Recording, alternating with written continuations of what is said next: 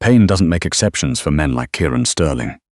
It doesn't care that those hands gripping the mahogany banister belong to the man who controls the eastern ports, 3 city councilsmen, and enough leverage to rearrange the skyline if he decided he didn't like the view. When you're bleeding out at 2 in the morning and crawling toward the only light left on in your own house, you're just a body, just flesh, just falling. Lena Greer didn't see him fall. She was already asleep.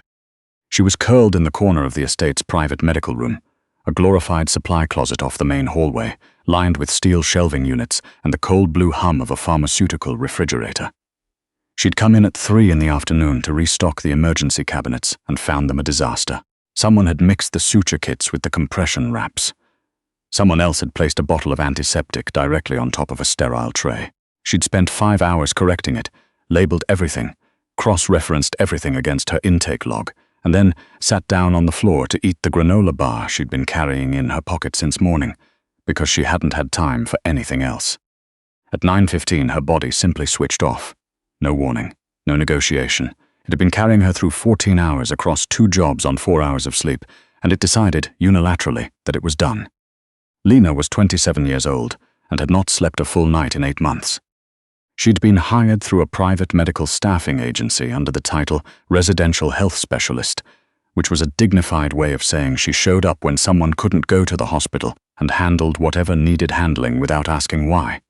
She'd been doing it at Sterling Estate for 8 months, long enough to understand the silences, the armed guards who rotated through the ground floor without making eye contact, the men who appeared at the service entrance with their knuckles split open and their explanations absent, the way the entire household seemed to hold its breath whenever Kieran Sterling walked through a room.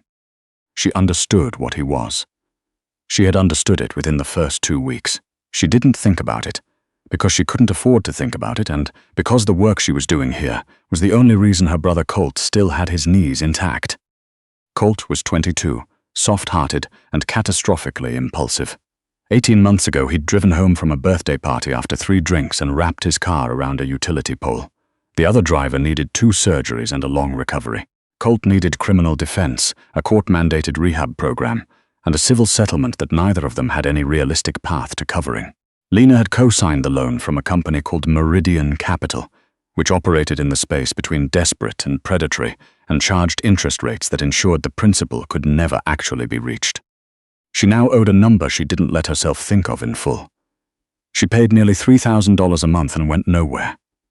She had been going nowhere, quietly and efficiently, for 14 months, because the alternative was Colt getting a different kind of visit from people who didn't leave paperwork.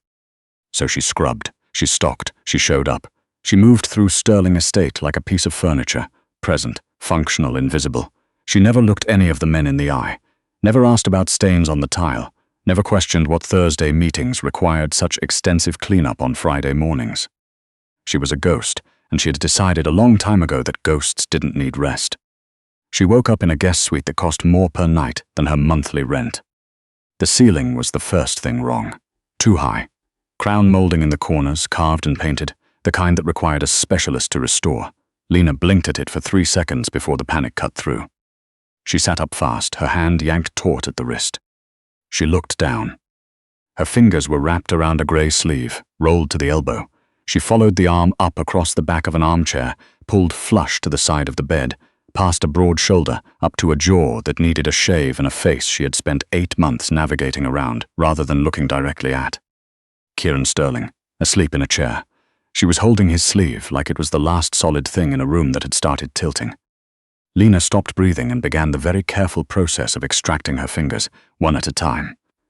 With the same precision, she used to remove an IV from a patient who'd been told the procedure wouldn't hurt but would.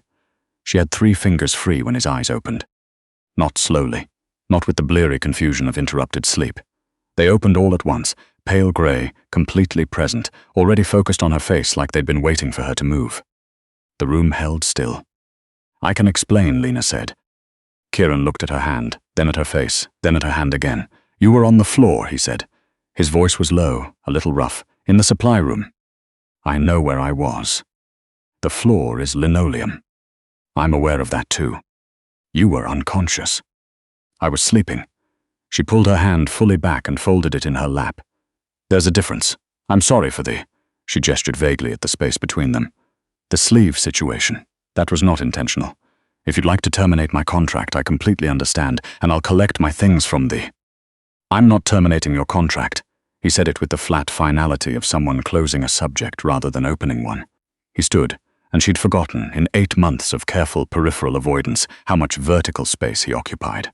He crossed to the door, opened it, said something quiet to whoever was stationed outside, and closed it again. He turned back. How many hours did you work yesterday? Lena calculated what he already knew versus what she could plausibly claim. 14. And the day before. That's not. Your agency logs show you clocked in at the clinic at 6 the morning after you were here until midnight. He said it without accusation. Like he was reading numbers off a chart. I need to know who is in my building and when. Gaps create problems. I needed the hours. No one needs 18-hour days. Lena looked at him across the pristine guest room. Then she looked at her grey scrubs, her rubber-soled shoes, the granola bar wrapper she'd apparently carried up here in her breast pocket.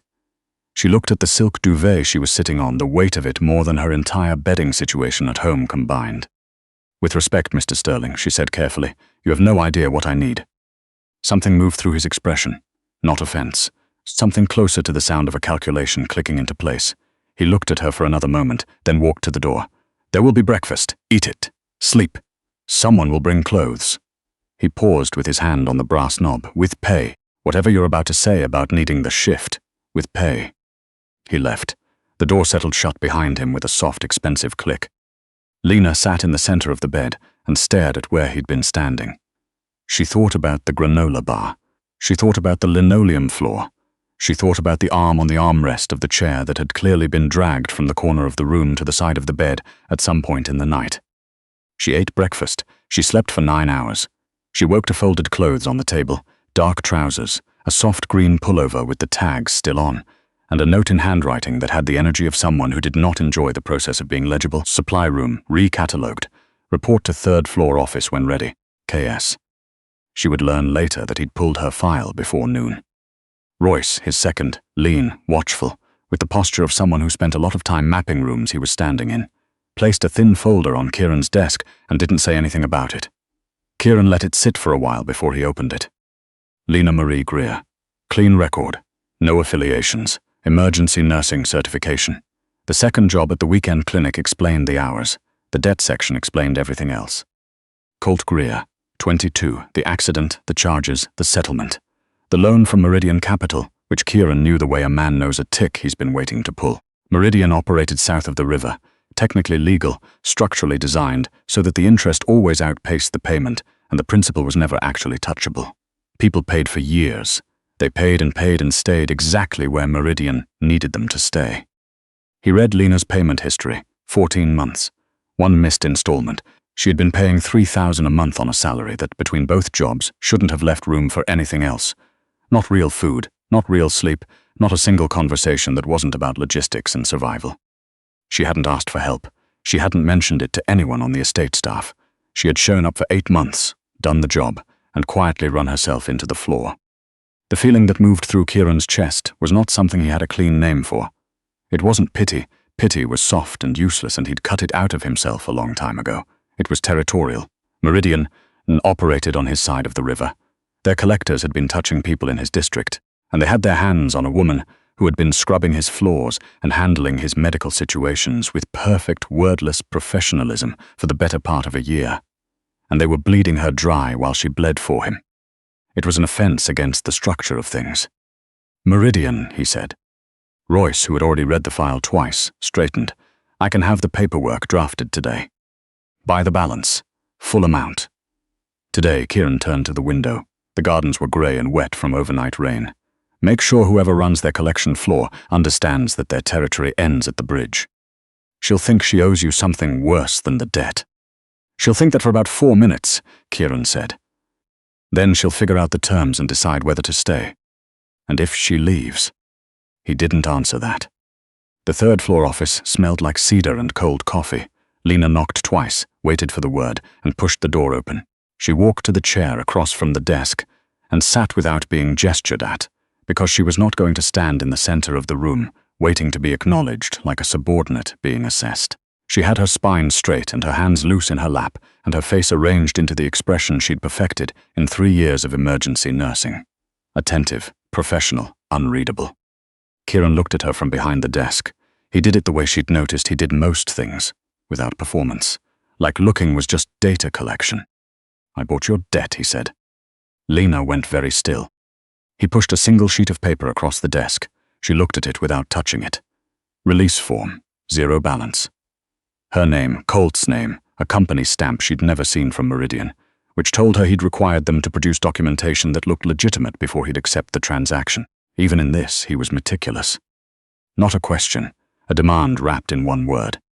"Because Meridian operates in my territory," he said, "because you work in my building, that makes their leverage over you a structural problem." Structural, she picked up the form by one corner. "Among other reasons." She set it back down. "What do I owe you now?" Exactly what was paid, repayable through salary, no interest, no penalties. He opened a second folder, which brings me to what comes next. He laid it out in 4 minutes. The private wing needed a dedicated medical presence, not rotating agency staff, not an off-site physician who took 40 minutes to arrive and asked too many questions. Someone with access to the secured areas, with the kind of professional discretion that came from understanding what was at stake, rather than following a policy manual. Daily wellness sweep, emergency availability, direct reporting to him alone. Her own quarters in the north wing, where the heating was reliable and the walls were solid, triple her current combined rate. Balance cleared in 14 months. Lena looked at the pen he placed on the desk. She thought about the linoleum floor, about an armchair pulled to a bedside at some point in the dark, about a man who could have left her to wake up alone and stiff and confused, and who had instead apparently stayed. She picked up the pen. She looked at him directly when she signed, because she wanted him to see that she was doing it fully aware, eyes open. No part of her pretending this was simple or safe or something she'd fully worked out. She wanted him to know she was choosing it. Something at the corner of his mouth shifted. Not quite a smile. Recognition, maybe. The particular expression of someone who had expected to be argued with longer. She learned the shape of him through what he left behind. The public rooms of the estate were architecture as statement, marble and museum-quality furniture, and the quiet insistence of extreme wealth. The private wing was just rooms someone lived in. Books left face down on tables. A jacket over a chair that hadn't been there at noon. The specific brand of sparkling water he drank when his throat was bothering him, always on the left side of his desk, a detail no one had told her, and that she'd simply observed over 3 weeks of daily presence. She learned he didn't sleep before 2 a.m. She learned he paced when he was thinking, wearing a faint track between the window and the door of his study that she could read in the carpet pattern, like a weather report. She learned he took coffee black and scalding, and that the one time she'd found it cooling untouched on his desk, it had meant the night before had been bad enough that he hadn't been able to sit long enough to drink it. She learned that underneath the absolute stillness he wore, he was running on something thinner than it looked.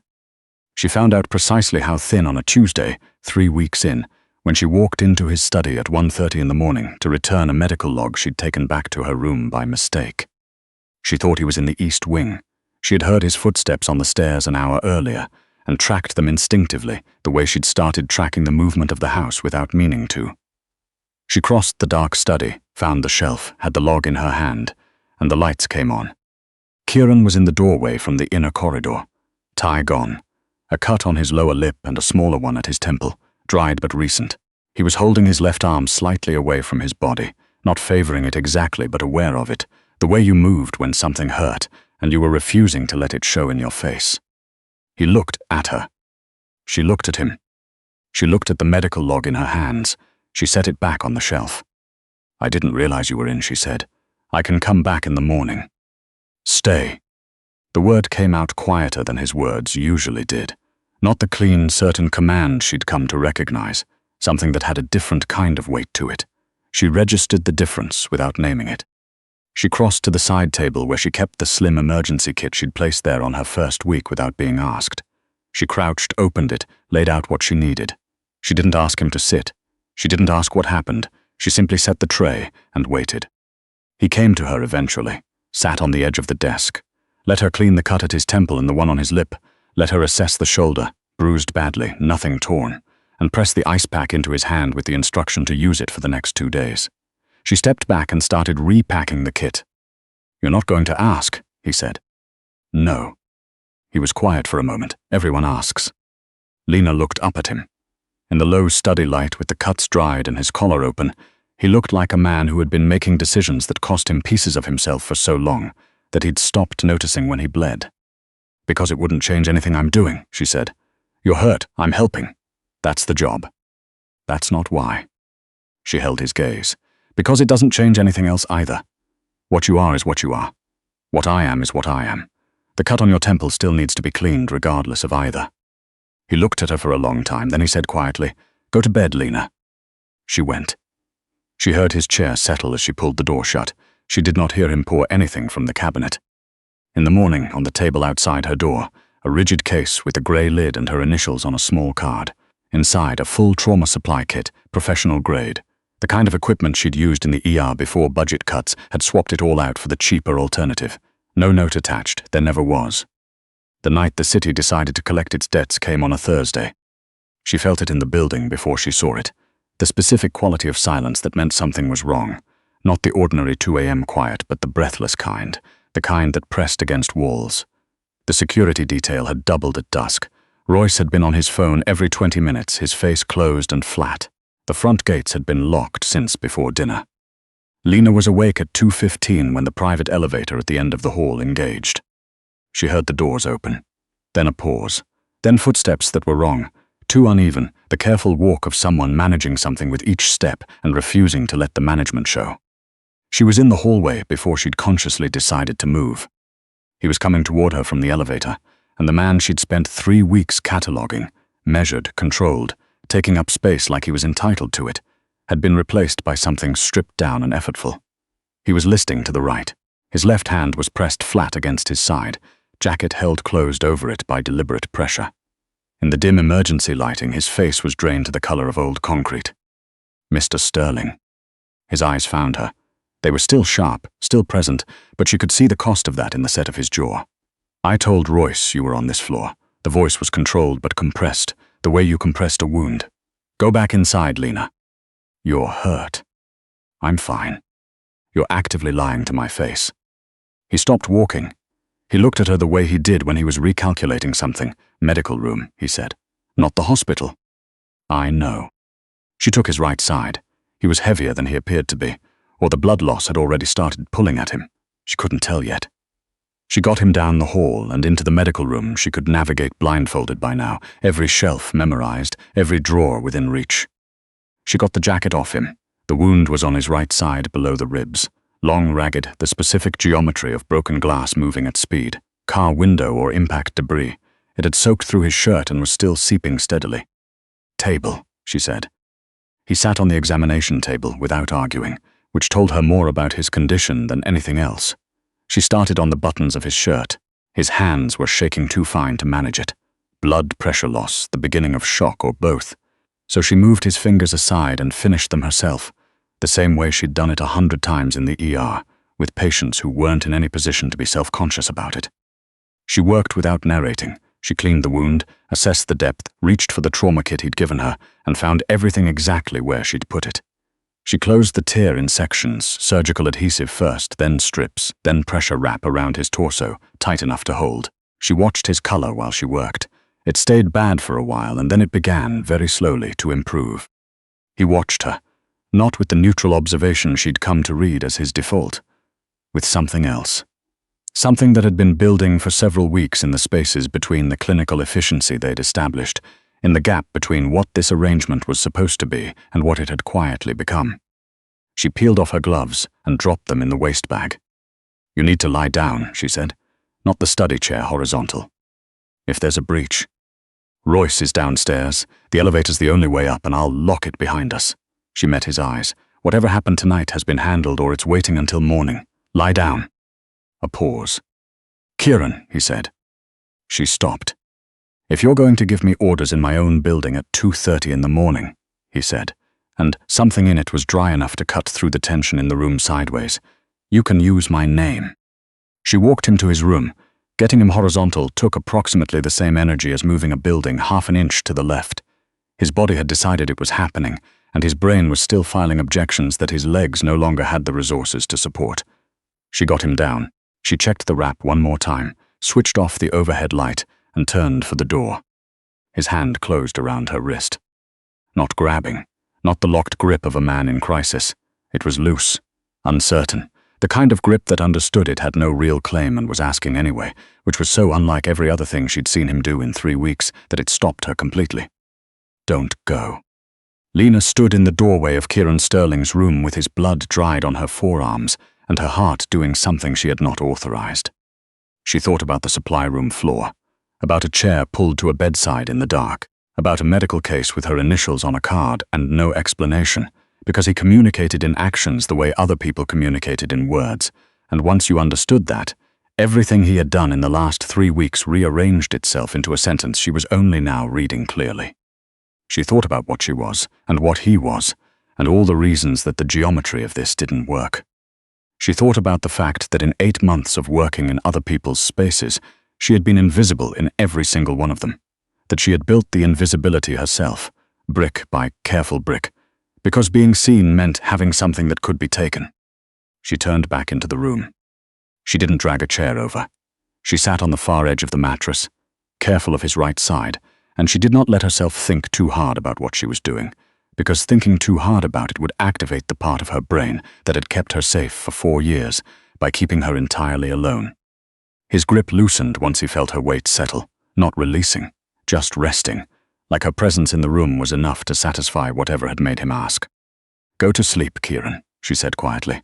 It was the first time she'd used his name out loud. He exhaled, long and slow, the kind of breath that takes something with it when it goes. The tightness around his eyes smoothed out. Within minutes, his breathing settled into the deep, unhurried rhythm of someone who had finally, against everything, let go. Lena sat with her hands in her lap and watched the window lighten from black to grey. She had walked into this estate as a ghost. She had planned to stay one, useful, efficient, carefully removed. She'd had excellent reasons. She had a list of them, and she could have recited every item. But there was something about a man who could have stepped over her on a supply room floor and hadn't, who had sat in an uncomfortable chair through the remainder of the night, not asking anything, just being there when she opened her eyes. That made her very specific kind of armor stop fitting the way it was designed to. She looked at his face in the grey morning light, unguarded, entirely without the stillness he wore when he was awake. Just a man who had been carrying too much for too long, and who had at 2:30 in the morning asked someone not to leave. She was not a woman who fell easily. She had too many reasons not to, and she knew each one by name. She thought, "This is the most dangerous thing you've ever done." She thought, "I know." Her fingers brushed his knuckles, light as a question, and she didn't pull them back.